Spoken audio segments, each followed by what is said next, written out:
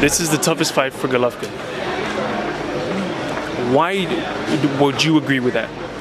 What do you see in Lemieux that maybe you didn't see in Monroe, maybe you didn't see in any of his other 33 fights? Why would I say that this is the toughest fight, or why did I take the fight?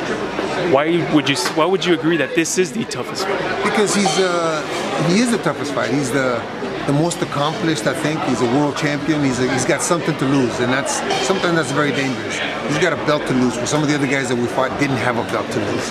When you have something that you worked all your life to attain, you tend to not only become better, but you fight harder, you work harder, you're more disciplined, you do all the things that it takes to hold it. But also, David knows the challenge that he's got in front of him, so David's going to be training as hard as he can, as Golovkin is going to be training as hard as he can, because he knows that David is a challenge for him.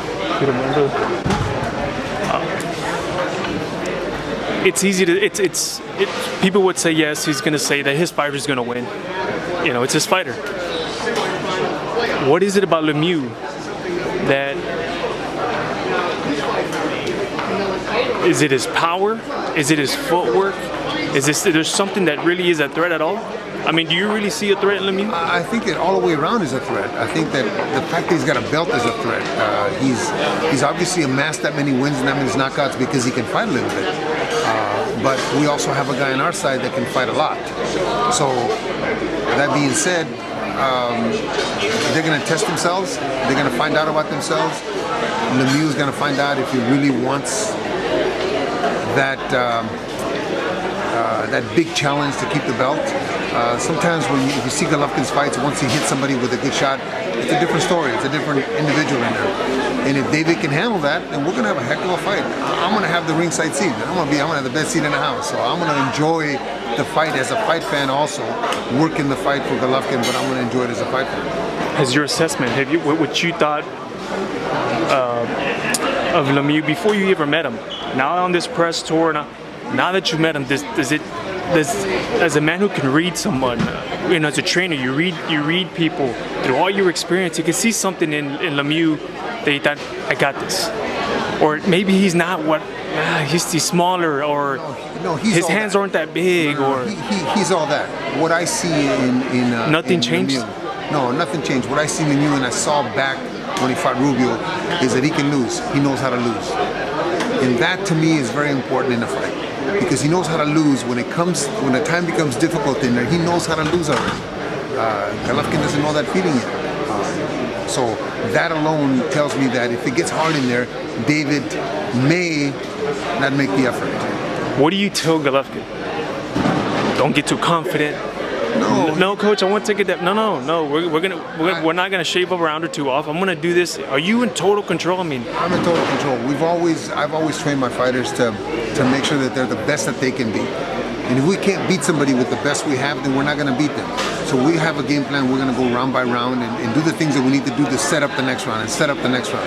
We fight 3 minutes out of every round. We have something that we do in every minute of the round. And if things develop the way we want them to, with Golovkin, in this case with Golovkin, then by the 3 or 4 rounds, they're not going to be able to take what he's got to offer. So if we do what we're supposed to do, this is a Hagler-Hearns kind of fight, where it's explosive in the 4th or 5th round. It's going to be explosive, there's no doubt about it. Because, I mean, it's like two roosters. Yeah. They're going to do what they're going to do. That's who they are. And David only knows one way. He only knows one way. Then that's forward. Yeah, and that's what's made him a champion. Right. A lot of people are reluctant. That's why we just sold 15,000 tickets in 1 week. There's a reason. It's not. It's Triple G. He's just a draw. But now you pair him up with someone equally as dangerous. Someone who really wants to fight. Like you said, it wasn't like a manager's thing. He wanted to fight him. They wanted to fight each other because they're both kind of fighters that want to prove that they're the best. If that's like Eric Gomez said today, that's Goliath and that's David. They want to prove not only to themselves but to the team and to their countries that they are the best in their divisions. I don't think any of the comments like Goliath and the 33-0. It seems like it doesn't get to Golovkin. He seems like a humble person. Like every fight is a first fight. Like he's fighting as the challenger.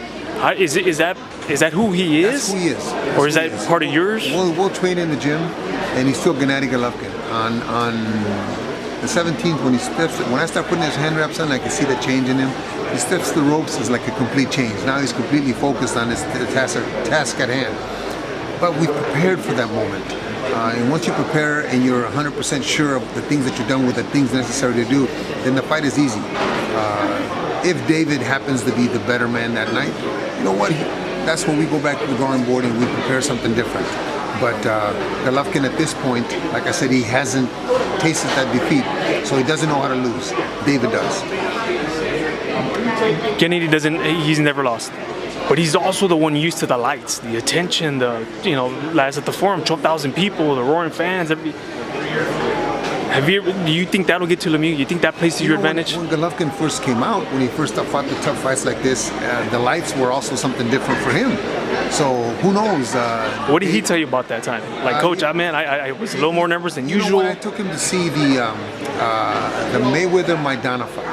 We saw in the back, no, not really there, because he wanted to see the people in the audience, and he wanted to see what it was like. He's never seen a big fight like from the outside. He wanted to see what that was like outside. Inside the ring, you really don't hear nothing. You hear the roars, but you really don't hear nothing.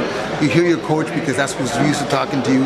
But it's an experience that sometimes is difficult for guys, and then some guys are just born to be there, man. Some guys are just born to want to do that. Who knows if David is that guy that was born to do it? We don't know that until he's 17.